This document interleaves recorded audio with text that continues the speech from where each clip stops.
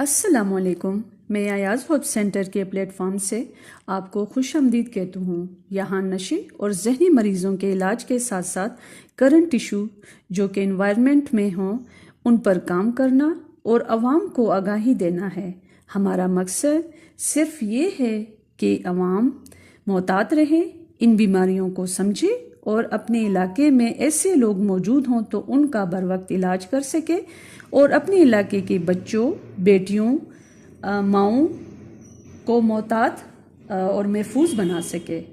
آج کا ٹاپک ہے جیفری اسٹیپن فائلز. اگر میں آپ سے کہوں کہ دنیا کے کچھ سب سے خطرناک لوگ خطرناک نظر ہی نہیں آتے تو یہ سوالیہ نشان بن جاتا ہے. وہ عزت دار لگتے ہیں، نرم بولتے ہیں، خیرات کرتے ہیں، لیکن بند دروازوں کے پیچھے وہ ایسے جرائم کرتے ہیں جو انسانیت کو شرما دیتے ہیں.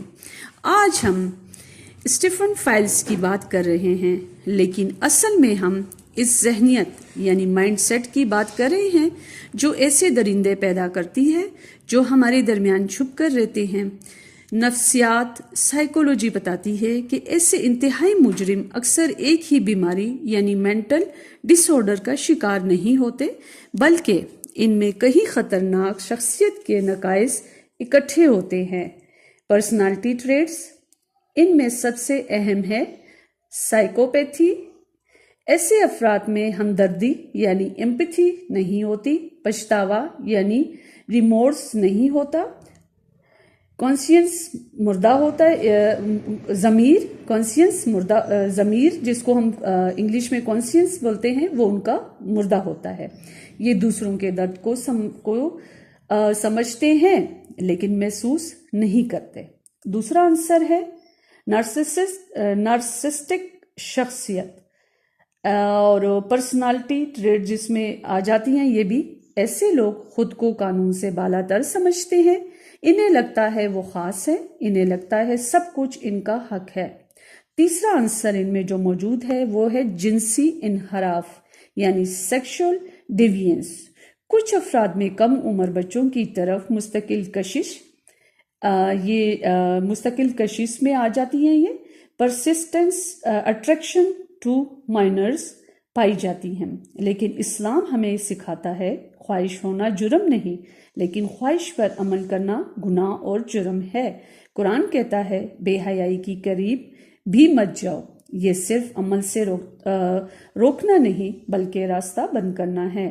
ایسے لوگ کیوں نہیں پکڑے جاتے؟ اب سوال یہاں پر یہ ہے کیونکہ درندے بن کر نہیں جیتے، وہ شریف انسان بن کر جیتے ہیں. وہ مسکراتے ہیں، وہ مددگار بنتے ہیں، وہ اعتماد حاصل کرتے ہیں، پھر آہستہ آہستہ حدود یعنی باؤنڈریز توڑتے ہیں. اسلام میں نبی پاک صلی اللہ علیہ وآلہ وسلم نے فرمایا تم میں سب سے بہتر وہ ہے جو اخلاق میں سب سے بہتر ہو. اچھا مسلمان وہ نہیں جو صرف عبادت کرے بلکہ وہ ہے جو کسی کو نقصان نہ پہنچائے. نفسیات میں ایک تصور ہے ڈارک ٹریڈز، سائیکوپیتھی، نارسسزم اور مکیاویلینزم.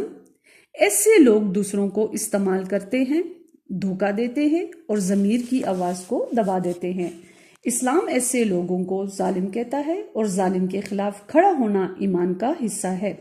اب کچھ وارننگ سائنز ہے جو ہم آپ کے ساتھ شیئر کرتے ہیں. ایسے بالغ افراد سے ہوشیار رہیں جو بچوں کے ساتھ اکیلے رہنے کی کوشش کریں، تحفے دے کر تعلق بنائیں، رازداری پیدا کرے اور حدود یعنی باؤنڈریز توڑے.